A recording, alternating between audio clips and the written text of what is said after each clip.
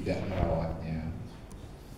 Jadi oleh karena itu kita sebenarnya melaksanakan satu tugas suci. Sekurang-kurangnya tadi kita merawat ciptaan Tuhan, bumi ini beserta segenap isinya, termasuk kita sendiri. Oleh karena itu kegiatan seperti ini menurut saya harus terus kita laksanakan. Ini adalah juga bagi kami umat Hindu ini salah satu rene ya, salah satu hutang kita kepada Tuhan, kepada alam. Kita sudah diberikan bumi yang begini baik, apalagi di Bali ya. Ini adalah pulau yang diberkahi Tuhan, potongan surga yang masih ada di dunia, di bumi ini. Kita patut bersyukur, tapi ini harus kita rawat. Tidak bisa kita rusak atau tidak bisa kita acuh saja, tidak bisa. Jadi harus kita rawat. Nah, siapa yang harus merawat? Ya kita semuanya. Tapi tentu saja harus ada sekelompok orang yang lebih dulu sadar. Karena tidak semua orang harus sadar sekaligus gitu. Jadi harus bertahap, kita mulai dari kelompok kecil, diri kita sendiri. Jadi oleh karena itu kegiatan seperti ini mungkin akan terus kita laksanakan, dan ternyata sekarang gemanya luar biasa ya, makin besar, dan saya berusaha untuk juga mengajak siapa saja untuk ikut berpartisipasi, ikut berkontribusi, ikut menyumbangkan tenaga pikirannya untuk tadi merawat bumi ini, salah satunya melalui kegiatan pembudidayaan ekoenzim ini.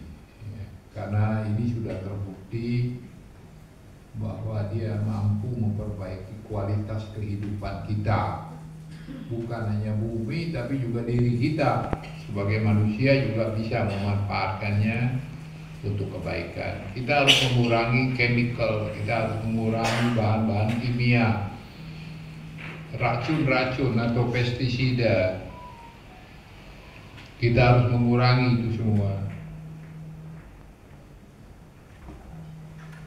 Mana ini mati?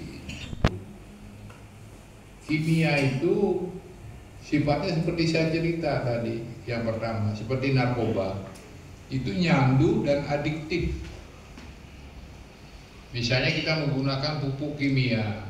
Pupuk kimia itu tidak cukup jumlahnya cuma segitu saja untuk menyuburkan tanah. Dia harus nambah terus.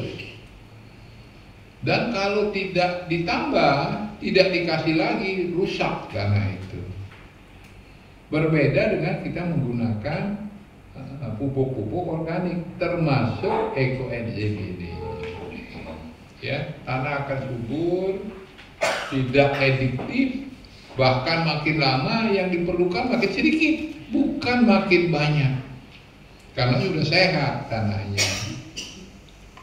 Itu jadi, sedangkan kalau kita menggunakan chemical atau kimia dan pestisida kimia, maka itu tadi makin hari, makin waktu, makin banyak yang diperlukan dan merusak tanah itu. Kalau sekali waktu dikurangi, maka tanahnya akan jadi keras sekali.